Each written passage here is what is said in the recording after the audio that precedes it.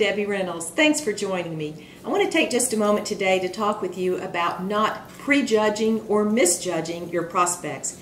If you took 20 successful network marketers and lined them up across the stage, I don't know that you would see anything that those 20 people would have in common. Now, internally, they would have some common traits, and that would be that they have a desire to have more and they're willing to go for it. But that's not obvious on the outside. So the point is, you have got to talk to any and everybody, regardless of what they look like or what they may seem like on the outside, because you never know who has that drive on the inside to have something more in their lives. I've had a couple of experiences over recent years that have been very telling to me.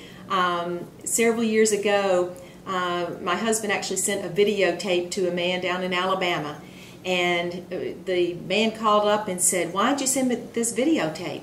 And my husband kind of looked at me on the side and said, I'm really not sure why I did.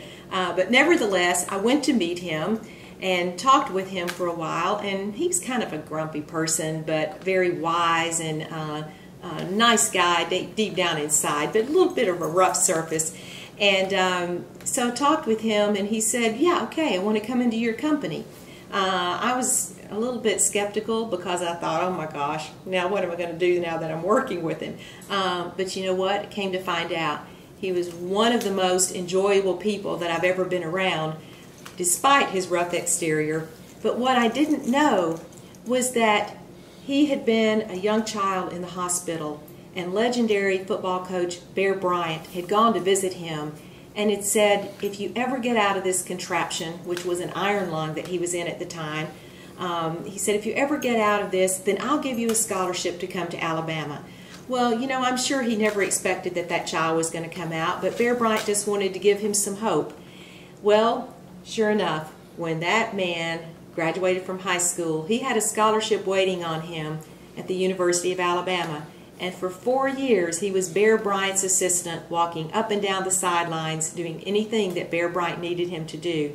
Well, then you fast forward that a number of years through Bear Bryant's successful career, and it turns out that this man, who I'd sat across the table from, was one of Bear Bryant's pallbearers. Now, guys, I don't know, for those of you who follow football, you know what an amazing privilege and honor it was to be part of that inner circle for Bear Bryant. But this man went on to put thousands of people on my team in a 6-month period of time. He knew everybody. So, good thing that I didn't prejudge him. Good thing that I didn't know more about him before I went to talk to him, or else I might have never shown up. So, it taught me a lesson. Another example that I can give you is an elderly man who visited his cousin every day in the nursing home.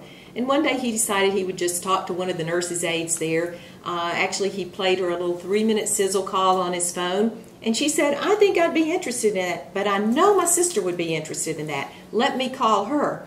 So she called her sister, who turned out to be absolutely dynamite. She's just a fabulous girl with a lot of drive and ambition.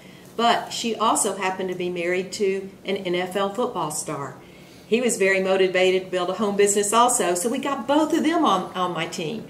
So you see, guys, you can never prejudge who's going to want to do this business and who's not. We don't know what's going on the inside of people.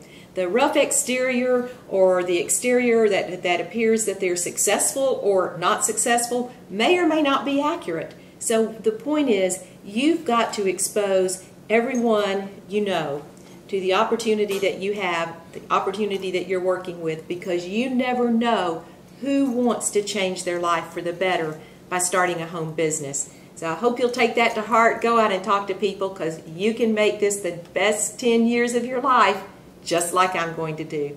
Thanks for joining me today.